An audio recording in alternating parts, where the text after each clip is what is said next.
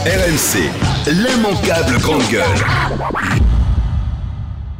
Et Tarek Ramadan était salarié, j'allais dire, de chez Ramosa, la mère de l'émir, parce qu'il avait fondé un centre de recherche islamique et donc il touchait effectivement 35 000 euros par mois, plus presque 5 000 euros à Oxford, et c'est la chez Ramosa qui finançait ça. Alors nous, la grande surprise, c'est qu'on connaissait le Qatar pour le PSG, les grands hôtels, les investissements dans l'immobilier, etc., etc., dans les médias, hein, Al Jazeera, Bein Sport, etc. Et là, on découvre que le Qatar est aussi actif dans des financements religieux, des investissements dans toute l'Europe, 140 projets, des dizaines de millions d'euros, dont 30 en France.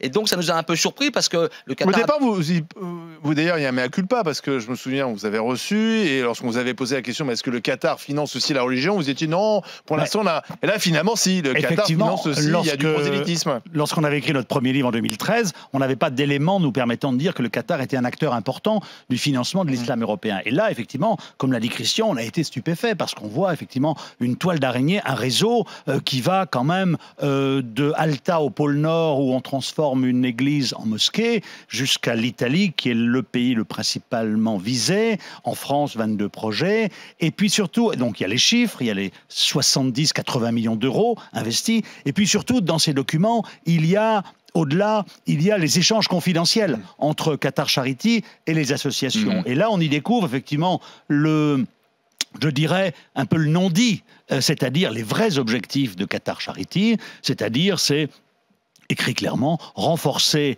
la conscience islamique des communautés musulmanes, enraciner et développer l'islam politique. L'immanquable grande gueule.